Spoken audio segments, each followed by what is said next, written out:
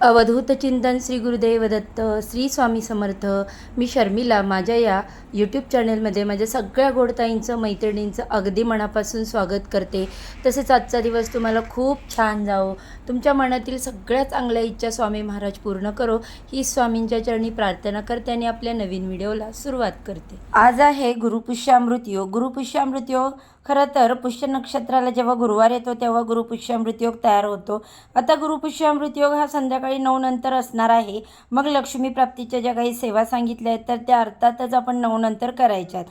बघा, दिवसभरामध्ये तुम्ही कुंकुमार्चन करू शकता. बरेच लोक कुंकुमार्चनची सेवा करतात, ते तुम्ही करू शकता. तुम्ही सत्यनारायणसुद्धा करू शकता किंवा तुम्हाला कुंकुमार्चन करायचं असेल तर ते लक्ष्मीची कुठली पण सेवा तुम्हाला करायची असेल तर तुम्ही करू शकता. पण ज्या वातींची सेवा आहे मी तुम्हाला कालच्या व्हिडिओमध्ये शेअर केले, ती तुम्हाला संध्याकाळी 9 नंतरच करायची. कारण ही सेवा काही पुष्य नक्षत्राचा काळ असतो त्या काळातच करायची असते, समजलं. आता खरं तर आपल्या घरात कधी धनहानी होऊ नये, धनवृद्धी आपल्याकडे असावी, किंबहुना असलेली लक्ष्मी आपल्याकडे चिरकाळ टिकावी म्हणून खरं तर रोज या सेवा केल्या पाहिजेत. आणि काही कारणाने त्यांना रोज ज्या सेवा करणं शक्य होत नाही त्यांनी श्रवण करू शकता रोज. तर आज तुम्हाला काय करायचं आहे, आता गुरुपुष्यामृत योगावरती बऱ्याच महिलांनी खरेदी वगैरे काही सेवा जी आहे ती त्यांची चाललेली असेल. काही महिला सेवा करत असतील. आज ना तुम्ही दिवसभरामध्ये किंबहुना संध्याकाळी जर हा उपाय केला तर अगदी 9 नंतर जरी केला ना तरी चालणार. तुम्हाला काय करायचं आहे, आपल्याला जो मुख्य दरवाजा आहे आपल्या घराचा तर आणि आपल्या घरातच रोज कापूर जाळायचा असतो. कापूर जाळण्याचे खरंच खूप चांगले फायदे आहेत. घरात एक सकारात्मकता असते, वातावरण प्रसन्न होतं, घरात सुख शांती नांदते. जर तुम्हाला काय करायचं आहे, 2 लवंगा घ्यायच्या आहेत, कापूर घ्यायचा आहे. ज्या पद्धतीने आपण घरात प्रज्वलित करत असतो देवघरासमोर बसून, त्या तुम्हाला 2 भीमसेन कापराच्या वड्या घ्यायच्या. भीमसेन असेल तर घ्या, नसेल तर साधा कापूर असेल तरी तुम्ही तो घ्यायचा आणि त्यावरती 2 लवंगाच्या वड्या 2 लवंगा ठेवायच्या. लवंगा आपण घेताना अख्ख्या घ्याव्यात, त्या फुल असलेल्या असाव्यात. अशा 2 लवंगा, 2 कापूर तुम्हाला घरात जाळायचे आहे, तुमच्या देवघरात ठेवायचे तुम्हाला आणि प्रज्वलित करायचे. करत असताना प्रज्वलित तुम्हाला कुठलाही मंत्र म्हणायचे तर आपल्याकडे कमलात्मक मंत्र आहे बघा नित्यसेवेच्या पुस्तकात. पण तरीही एकदा सांगते, ओम श्रीं श्रीं कमले कमलाय प्रसिद्ध प्रसिद्धी श्रीं ह्रीं श्री महालक्ष्मी नमः. हा मंत्र आहे नित्यसेवेच्या पुस्तकात. तुम्ही गुगलला सर्च केला तरी तुम्हाला तो मिळून जाईल.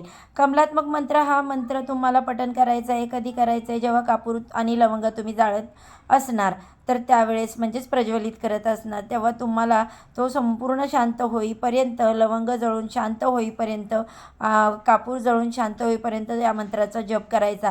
आणि अगदी 3 मिनिटाचं काम आहे, 3 ते 4 मिनिटाचं काम आहे.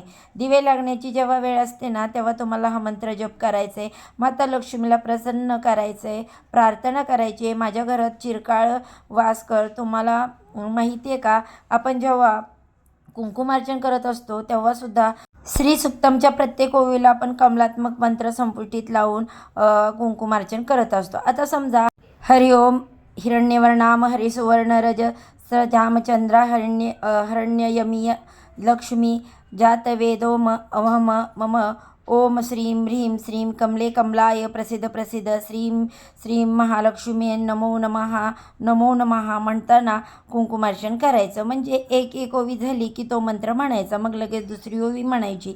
हरिओम हिरण्य म्हणजे मगाशी सांगितलं तसं तुम्हाला करायचं आहे, मंत्र म्हणायचा आहे आणि ओम नमो नमः म्हणत ही सेवा खूप सुंदर आहे. म्हणजे बघा, बऱ्याच महिला करत असतील, मला आवडते. म्हणजे मी जेव्हाही कुंकुमार्चन करते तेव्हा एकदा तरी या पद्धतीने अशी सेवा करत असते आणि तुम्ही देखील करू शकता. त्यानंतर बघा, तुम्हाला सांगितलं आहे कापूर आणि लवंग जाळायचे आणि त्यावर हा जो मंत्र आहे तो तुम्हाला अग्निशांत होईपर्यंत म्हणायचा आहे. आणि त्यानंतर बघा, दुसरं धनबुद्धीसाठी काही स्तोत्र खूप महत्त्वाचे मानले गेलेले आहेत की हे स्तोत्र पठण करून आपल्या आयुष्यातही धनाच्या ज्या काही अडचणी आहेत कमी होण्यास मदत होते असं म्हटलं जातं. त्यातल्या सगळ्यात आधी श्री सुक्तम खूप सुंदर, ज्या सगळ्या महिला आज करणार आहेत, म्हणणार आहेत. त्याचबरोबर येतं महालक्ष्मीचं अष्टकं. तेवढंच सुंदर, तेवढंच प्रभावी महालक्ष्मी अष्टकं. आणि तिसरं खूप आवडीचं आहे ते म्हणजे कनकधारा स्तोत्र.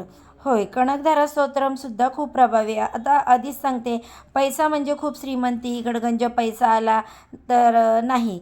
म्हणत अष्टलक्ष्मी आपल्याकडे वास करावी, अष्टलक्ष्मीने आपल्या घरात वास करावा, घरात सुख शांती नांदावी, घरातली लेकरं बाळं शांत राहावी, घरातली लेकरं बाळं सुखी समाधानी आनंदी राहावी. तर या सगळ्या गोष्टींनी आपल्याकडे प्राप्त होते. सुख लक्ष्मी, शांत लक्ष्मी, धन्य लक्ष्मी, गजलक्ष्मी, संतान लक्ष्मी, ऐश्वर्य लक्ष्मी आणि खरं तर समाधान लक्ष्मी. काही महिला खरंच आयुष्यात खूप समाधानी असतात. जे काही दिलं आहे देवाने त्याच्यासाठी त्या नेहमी ग्रेटिट्यूड असतात, नेहमी त्या कृतज्ञता असतात की परमेश्वराने तुम्हाला जे दिलं आहे त्याच्यासाठी समाधान. आणि आपल्याकडे असतं, आपल्याकडे जे नाही त्याच्यावर आपण दुःख व्यक्त करत असतो. जे आहे त्याच्याकडे आपण कधीच समाधान व्यक्त करत नाही. एवढं असेल तर आपल्याकडे एवढं पाहिजे असं, आणि आपल्याला असं असतं की एवढं पाहिजे आणि सेवा एवढीच करायची असते. मग अशा वेळेस कसं होईल? म्हणून सांगते, पुष्य नक्षत्र बऱ्याच वेळा बघा, ही अत्यंत पवित्र दिवस असल्यामुळे तुम्ही ह्या सेवा करू शकता. सत्यनारायण करू का? तर तुम्ही तो करू शकता. कारण बघा, या दिवशी खूप प्रभावी अशा आपण जर सेवा केल्या तर त्याचं आपल्याला पुण्यफल प्राप्त होणार आहे. तुम्ही आज संध्याकाळी प्रदोष काळ आणि सत्यनारायण करू शकता. ज्यांना करायची इच्छा आहे ते करू शकता, नाहीतर तुम्ही तुमच्या इच्छेनुसार करा. लवकरात लवकर बघा, धोंडा महिना येणार आहे ना. हा महिना इतका पवित्र आणि दिव्य असणार आहे ना की जेवढं जमेल सांगेल तेवढी सेवा सगळ्यांनी करायची आहे. किंबहुना आपण सगळ्यांनी मिळून या सेवा करायच्या. अर्थात माहेरी गावाला वगैरे हिंडणं फिरणं सगळं सांभाळून आपल्याला या गोष्टी करायच्या. आता हे कुठलं काय, लवकरच मी तुम्हाला या संदर्भातली माहिती सांगणारच आहे. पण आजचा दिवस खूप महत्त्वाचा आहे. तर बघा, ज्या सेवा तुम्हाला करायच्या आहेत, माता लक्ष्मी, भगवान विष्णू आणि आपल्या गुरूंची सेवा करणं खूप महत्त्वाचं आहे. आपल्यावर गुरूंची कृपा झाली ना तर आयुष्यात कधीच कशाची कमी भासत नाही. म्हणजे तुम्ही खूप श्रीमंत व्हाल आणि तुम्हाला गडगंज पैसा मिळेल असं मला अजिबात म्हणायचं नाही. पण हो, गुरूंची कृपा झाल्यावर आयुष्यात कसं बदलताना ते ज्यांना त्यांना त्याचा अनुभव आहे. तर बघा, आयुष्यात अडचणी कमी होतात. मार्ग जे काही अडचणीत आहेत त्याच्यातून आपल्याला मार्ग काढता येतात. परमेश्वर आपल्यासोबत असणं खूप महत्त्वाचं आहे. त्यांनी खूप देऊन आपल्याकडे पाठ फिरवणं असं कोणाला चालणार नाही. ही की परमेश्वर जे काही दिलं आहे त्याच्यासाठी समाधान आणि आमच्याकडे जास्तीत जास्त सेवा करून घे. जे काही चांगलं आहे ते परमेश्वरामुळेच आहे. आणि आयुष्यातील ज्या काही अडचणी आहेत, कदाचित आपलं कर्म आहे, त्यांचा भोग आपल्याला भोगावाच लागणार आहे. त्याच्यापासून माझ्यापर्यंत म्हणजेच तुमच्यापासून माझ्यापर्यंत सगळ्यांना तर आजची सेवा, झालेली सेवा जी आहे ती मी स्वामींच्या चरणी रुजू करते आणि इथेच आजचा व्हिडिओ थांबवते. व्हिडिओ जर आवडला, व्हिडिओमध्ये सांगितलेली माहिती जर तुम्हाला हेल्पफुल वाटली तर व्हिडिओ जास्तीत जास्त लोकांपर्यंत शेअर करा आणि असेच नवनवीन व्हिडिओ पाहण्यासाठी बेल आयकॉनला प्रेस करा. चला तर मग सर्वांना श्री स्वामी समर्थ.